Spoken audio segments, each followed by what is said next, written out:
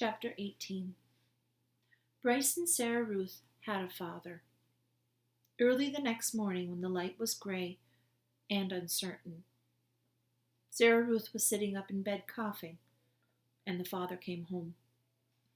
He picked Edward up by one of his ears and said, "I ain't never." "It's a baby doll," said Bryce. "Don't look like a baby doll to me."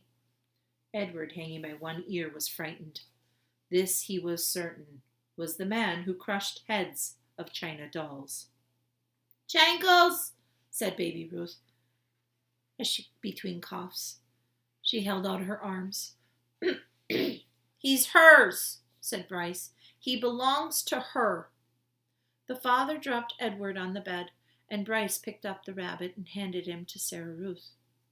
"It don't matter anyway," said the father. "It don't make it no difference, none of it." "It does so matter," said Bryce. "Don't you sass me," said the father. He raised his hand to slap Bryce across the mouth, and he turned and left the house. "You ain't gotta worry about him," said Bryce. "He ain't nothing but a bully, and besides, he don't hardly ever come home." Unfortunately, the father did not come home that day. Bryce went to work, and Sarah spent the day in bed, holding Edward in her lap and playing with a box filled with buttons. "Pretty," she said to Edward as she lined up the buttons on the bed and arranged them in different patterns. Sometimes, when a coughing fit was particularly bad, she squeezed Edward so tight that he was afraid he would crack in two, and also in between coughing fits, she took to sucking on one of Edward's ears.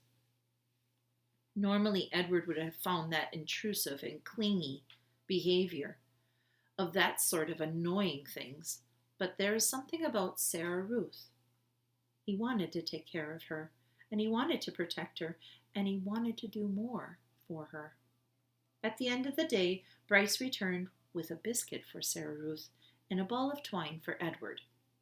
Sarah Ruth held the biscuit in both hands and took small, tentative bites. "You eat all that up, honey. Let me hold Jangles," he said.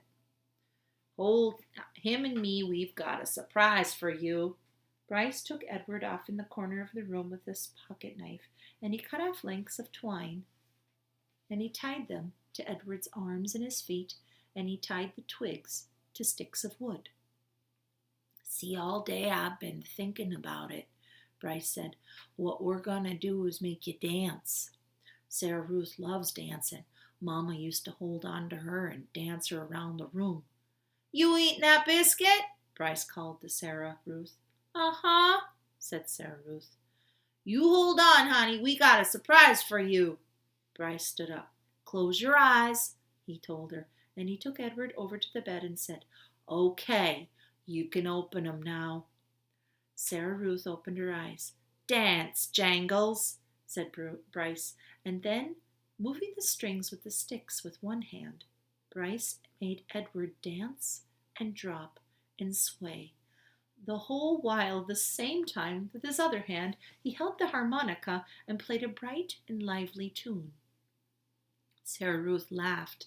She laughed until she started to cough, and then Bryce laid Edward down and took Sarah Ruth in his lap and rocked her and rubbed her back.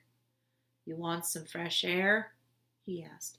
"Let's go outside and let's get out of this nasty old air, huh?" Bryce carried his sister outside and left Edward lying on the bed and the rabbit staring up at the smoke-stained ceiling. The thought about having wings came back. Then, if he had them, he thought, he would fly high above the world to where the air was clear and sweet, and he would take Sarah Ruth with him. He would carry her in his arms. Surely so high above the world, she would be able to breathe without coughing. After a minute, Bryce came back inside, still carrying Sarah Ruth. "She wants you too," he said. "Jangles," said Sarah Ruth. She held out her arms. So Bryce held Sarah Ruth, and Sarah Ruth held Edward, and the three of them stood outside. Bryce said, "You got to look for fallen stars. Them's of the ones with magic." They were quiet for a long time, all of them, looking up at the sky. Sarah Ruth stopped coughing, and Edward thought that maybe she had fallen asleep. "There," she said, and she pointed to the star streaking across the sky. "Make a wish, honey," Bryce said with his voice high and tight. "That's your star. You make a wish for anything you want." And even though it was Sarah Ruth's star, Edward wished on it too.